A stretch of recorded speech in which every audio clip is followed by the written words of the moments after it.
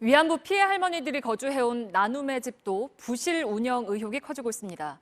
저희 취재진이 나눔의 집에 4년 동안 머물렀던 고 김화선 할머니가 전 재산을 나눔의 집에 기부한다는 2건의 약정서를 입수했습니다. 나눔의 집 직원들은 이 약정서가 공증을 받지 않았고 다른 사업 계좌로 들어간 의혹이 있다고 문제를 제기했습니다. 나눔의 집 측은 문제 없이 작성된 약정서라고 반박했습니다. 박지영 기자입니다. 고 김화선 할머니 이름으로 작성된 기부 약정서입니다. 모두 2장인데 김 할머니가 세상을 떠나기 8개월 전인 2011년 10월 1일 작성됐습니다. A4 용지에 인쇄된 약정서엔 자필 서명 없이 도장만 찍혀 있습니다. 한 장엔 김 할머니가 전 재산을 나눔의 집 추모관 건립에 기부한다고 돼 있고 다른 한 장엔 김 할머니가 김화선 인권센터 건립을 위해 써달라고 적혀 있습니다. 약정서는 나눔의 집 사무국장 책상 서랍에 김 할머니의 통장과 도장과 함께 들어 있었습니다. 통장이랑 도장이 서랍에서 나왔어요. 가지고 와서 사무실에서 이거 봐라, 이거 좀 이상하다. 할머니가 세상을 떠나자 전 재산 6천만 원은 나눔의 집의 사업 관련 계좌로 이체됐습니다. 사실상 재산에 대한 유서였던 셈입니다. 특히 돈이 옮겨진 계좌는 다른 사업의 계좌였습니다. 나눔의 집 직원들은 김 할머니가 평소 재산 기부 뜻을 밝힌 적이 없다며 약정서에 대한 의문을 제기했습니다. 김 할머니가 건강이 좋지 못해 이런 기부를 결정하기 어려웠다고 주장했습니다.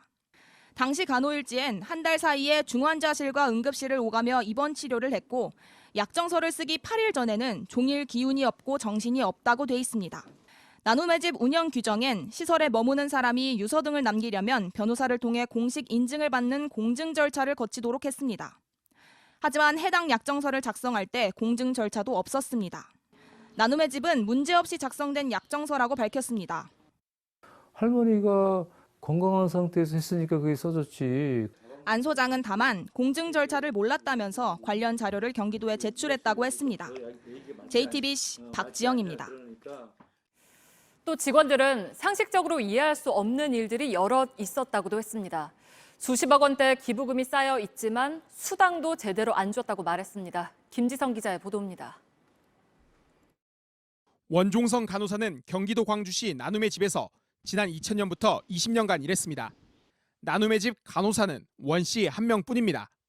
혼자 근무하다 보니까 응급실 가서 날도 새고 간병하실 분이 안 계시면 며칠씩도 있고 출장도 많이 다니고. 원 씨는 보통 한 달에 30시간, 많을 땐 60시간가량 근로기준 시간보다 더 일했다고 주장했습니다. 하지만 시간 외 근로수당은 제대로 받지 못했다고 말했습니다.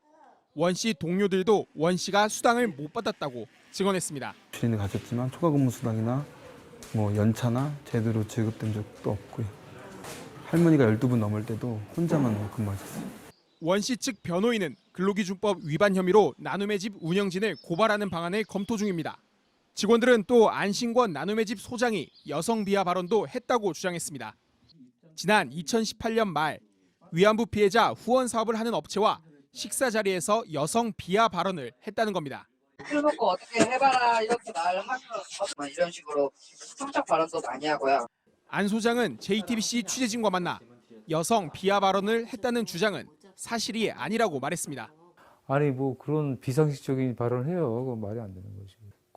협력업체와 오늘 그냥 저녁을 먹는데 그 정도나 얘기했지.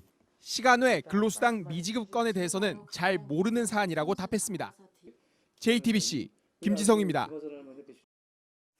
네, 이렇게 여러 문제가 나오자 경기도가 나눔의 집에 대해서 최근에 특별 점검을 했습니다. 조금 전에 그 결과를 내놨는데요. 윤정식 기자 연결해서 자세한 내용 들어보겠습니다. 윤정식 기자, 특별 점검에서 실제로 문제가 될 만한 게 나왔습니까? 네, 나눔의 집은 일본군 위안부 피해 할머니 양로 시설입니다. 여기로 들어오는 후원금이 적지가 않은데요. 이 후원금 사용처가 가장 문제가 되고 있습니다. 먼저 나눔의 집 법인 아래 역사관이 있습니다. 이 서류상 지난 2015년 9월부터 지난해 4월까지 여기서 일한 직원이 있는데요. 이 직원의 급여 5,300만 원은 후원금에서 나갔습니다. 하지만 이 직원은 출근도 한 적이 없는 유령 직원이라고 경기도는 밝혔습니다. 또 나눔의 집 대표인 월주 스님의 건강보험료도 후원금에서 나갔습니다. 2015년 1월부터 바로 지난달까지 건보료로 나간 돈이